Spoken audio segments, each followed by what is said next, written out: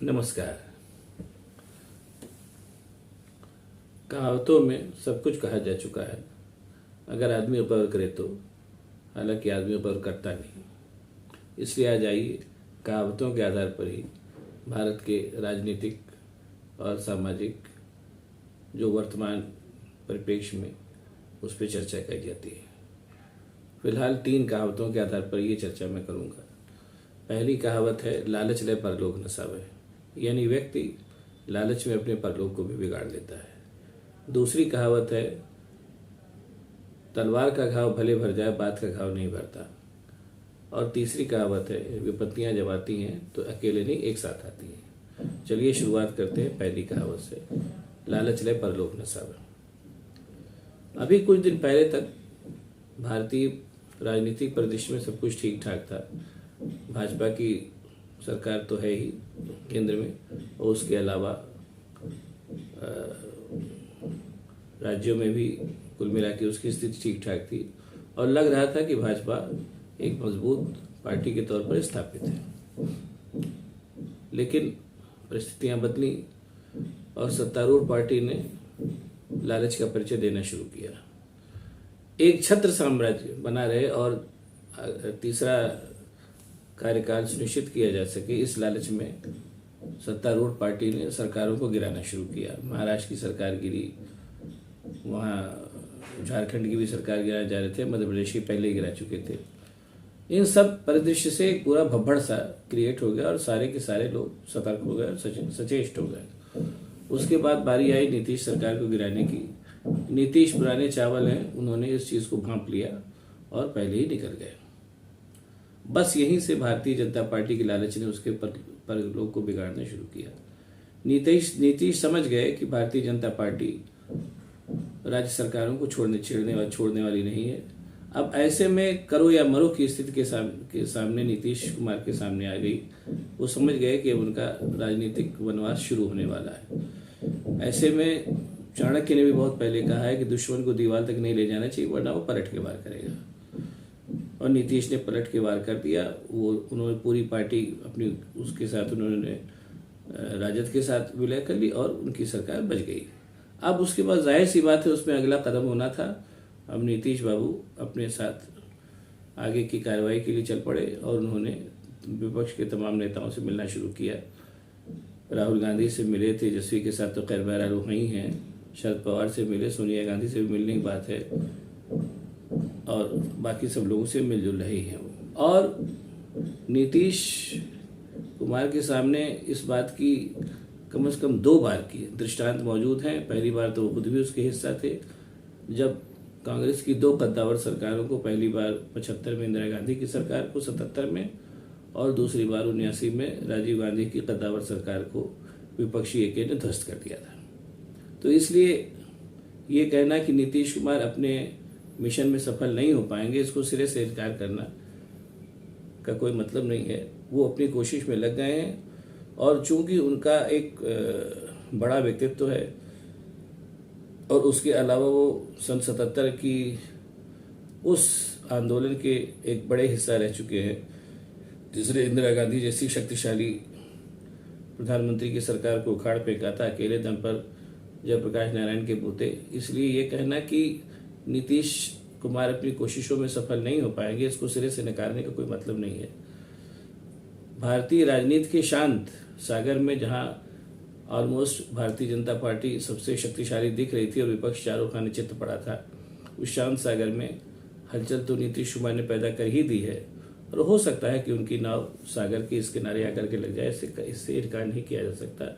इसका कुल और कुल सबसे बड़ा कारण केवल ये था कि अपनी लालच में भारतीय जनता पार्टी ने कुछ सोए हुए विपक्ष को जगा दिया। अब आइए दूसरी कहावत पे चर्चा करते हैं कि बात का घाव कभी नहीं भरता, तलवार का भले भर जाए। विपक्ष को या अपने शत्रु को उसकी निंदा करना, उसकी आलोचना करना, ये जायज़ सी बात है, होता भी है। राजनीति का ये एक प्रकार ही है। लेकिन कड़े शब्दों में निंदा करना और फूहड़ भाषा में बात करना और इस तरीके की भाषा शब्दावली का इस्तेमाल करना जो पढ़े लिखे वर्ग में उचित नहीं समझी जाती, जैसे कि जर्सी गाय और उसका बछड़ा, या इस तरीके की जो बातें कही जाती हैं, या पप्पू या युवराज, ये सब बातें जो अनर्गल आरोप की भाषा में जो बातें कही गई, उसमें राहुल गांधी जैसे एक तरीके से सत्ता के इच्छुक व्यक्ति में भी, जैसे अभी तक का जो उनका वो रहा है, कार्यकाल रहा है, उसमें सत्ता के प्रति बहुत लालायित वो नहीं दिखे कभी भी।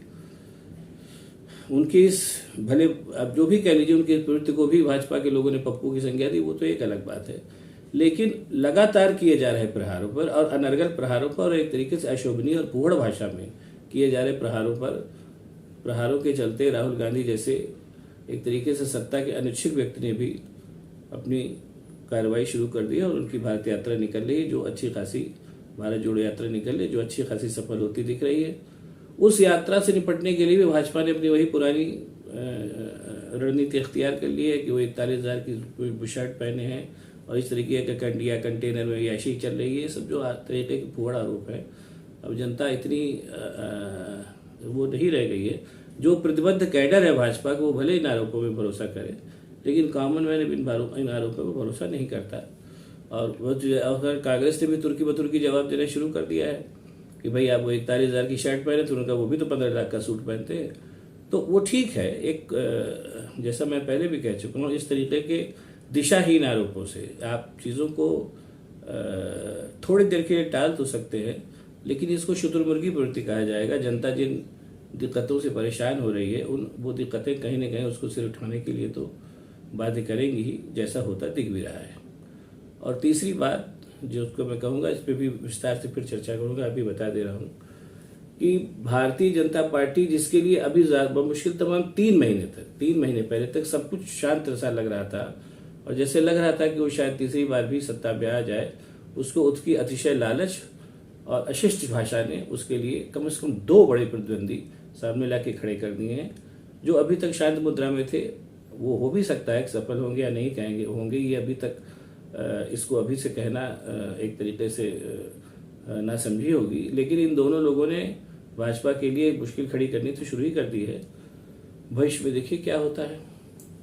और तीसरी बात जो मैं कह रहा हूँ कि विपत्तियां जब आती हैं तो अकेले नहीं आती, वो भी मैं आपको बता दे रहा हूँ, उसके रिपरकशन सामने आएंगे कि दूसरा चुनाव जीतने के लिए जो खूब गल्ला भारतीय जनता पार्टी के लोगों ने बांटा, मुफ्त राशन बांटा, उसका नतीजा ये हुआ कि जो पहले से इकट्ठा हुआ चावल और गेहूं था, जो वो सारा का सारा ख़त्म होने के कगार पर है।